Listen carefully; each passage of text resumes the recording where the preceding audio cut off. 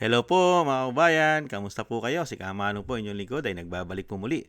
At tayo po ay magkomentuhan dito po sa Tambayan Makabayan. At sana po ay nasa maayos po kayong kalagayan. Mag-umpisa na po tayo. Komentuhan po natin ito pong debate nila Atty. Bondok at ni Congressman Irese at yung abogado po na sinampahan po ng kaso ng cyber libel at abogado po yata ito ng makakaliwa. At galit na galit po ito sa mga Duterte. At gusto po nilang pabagsakin ang mga Duterte. Alam na this. Umpisa na po natin pakinggan mga kababayan at panoorin.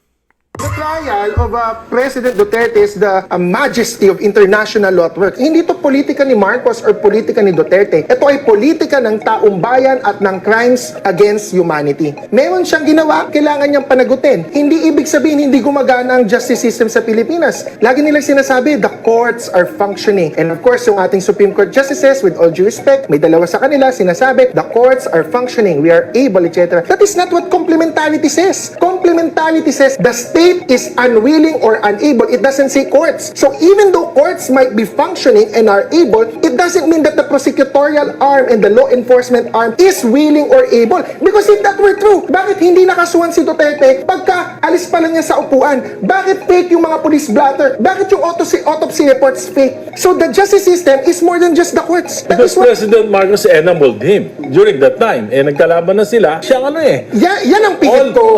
lahat ng mga kasama ni President Duterte. Uniteam. Oh, yeah, Uniteam. Sila nag-enable. Yes, Di ba? So Ay, it's not- nag-break up yung unit team eh. Hindi siya, Pero ngayon sinasabi niya na kalaban na sila. Bakit? Hindi niya ba kaya? Presidente siya? hindi siya Yung politically... presidente ng Pilipinas, one of the most powerful president in the world. You know the answer to that, Kong? Yes. Where's the evidence? The evidence has already been deleted. Chair Jokno sa oral arguments ng Supreme Court asked for the autopsy reports and the police reports. All of them are falsified. So, Attorney ano Jimmy. ibig sabihin? Yung mga deleted na evidences na yun, create sa ICC? No. Si Las Cañas and Matobato, Kong, cannot testify here. Why? Because there's death threats sa buhay nila. ba? Si Senator They were Bato flawed. nakakatago. Ibig sabihin, the Bakit President of the Philippines Bakit cannot nakakatago? guarantee the safety of Bakit these nakakatago witnesses. si Bato? Teka. A little comment on the unwilling and unable na yung ating judicial system. I really just have to disagree because there were no attempts at filing eh. Ganun kasimple. At yung mga sinasabi nilang deleted, that's one of many. Ang dami pang pwedeng tumistigo dito. At hindi naman dadami ang testigo. Pag lumayo tayo sa dahig, mas konti ang testigo doon. Kaya ang nagiging evidence doon, articles eh. Mga news articles and pronouncements. Sila nga nagsabi na parang napakadami naman yata ng mga speeches na ito na gagawin nating evidence. The trial of President Duterte is the majesty of international law at work. Nakita niyo po kahibangan ng mga makakaliwang grupo, mga CPP. May sarili po silang batas. Gusto po nilang laruin ang batas sa kanilang kamay.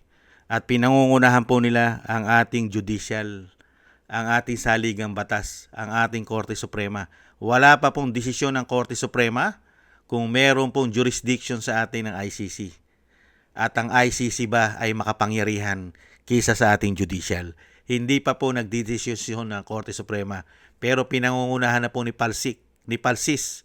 Pinangungunahan na po ni Palsis ang ating jurisdiction o ating judicial na parang mas matalino pa siya sa ating mga Korte Suprema, sa ating Korte Suprema, sa ating mga justices. Ibang klase itong tao na ito. Ganyan po ang mga ugali at utak ng mga komunista. Di umano. Hindi po ba? At syempre po, sino po ba ang mas mataas pagdating po sa batas? Ang Pangulo po ba? O ang ating judicial pagdating sa saligang batas? Hindi ba dapat ang Pangulo sumusunod din sa saligang batas? Hindi po siya ang batas. Hindi po ba? Nagpapatupad ng batas pero hindi siya ang batas. Kaya po dito mga kababayan, pinipilit niya na hindi po kayang litisin ang dating Pangulo sa ating bansa, mga kababayan. At pilit po niya isinasaksak sa utak ng mga komunista di umano na si dating Pangulong Duterte ay dapat nasa dahig. Dahil parang sinasabi niya walang silbi ang ating judicial. Katarantaduhan, hindi po ba? Kaya po mga kababayan, panahon na, Sana po matapos na po ang kahibangan at kawalangyaan ng mga grupong ito. Kailanman ay hindi uunlad at hindi aasenso ang ating bansa, pag merong mga ganitong grupo na nasa kaliwa, mga kababayan, babagsak tayo dito sa mga taong ito dahil ito'y ugaling komunista, di umano. At ito pa po, sinampahan po ng kaso yan, mga kababayan. Ito po, sinampahan po ng kaso yan ng isang colonel at isa pong security aide ni Robin Padilla. Ito po mga kababayan, ang isinampa pong kaso sa kanya. Yan po, si Attorney Jesus. Jesus pa naman ang pangalan, mga kababayan. Jesus pa naman ang pangalan, pero ang ugali, mukhang hindi Jesus ang ugali nitong tao na ito. Attorney Jesus Palsis, naharap sa bagong kasong cyber libel. Sa press statement, sinabing rin ni Tolentino na naghahanda na rin sila sila ng civil case for damages at posibleng administrative complaint laban kay Palsis sa Korte Suprema sa pamamagitan ng Office of the Disbarment. Gusto din po nila ipadisbar ito pong attorney na ito at syempre po ang kasong cyber libel. At ito pa po mga kababayan, yung statement, panibagong cyber libel case isinampa laban kay Palsis, kinumpirma ng abogado ni Colonel Jean Alia Robles, retired Deputy Chief of Staff ni Senator Robin Padilla, na nagsampa na sila ng reklamong cyber libel laban kay Attorney Jesus Palsis kaugnay ng umano'y malicious, reckless, and baseless na mga social media post nito.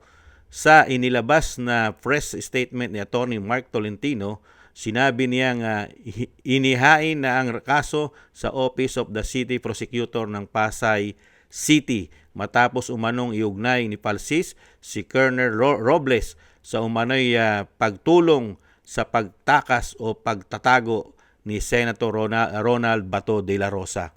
Ano pa po ang kasunod? We confirm that criminal charges from cyber libel have already been filed before of Office of the City Prosecutor of Pasay City against Attorney Jesus Palsis, ani Tolentino. Ayon pa sa kampo ni Robles, walang basihan umano ang mga aligasyon laban sa retiradong opisyal ng militar.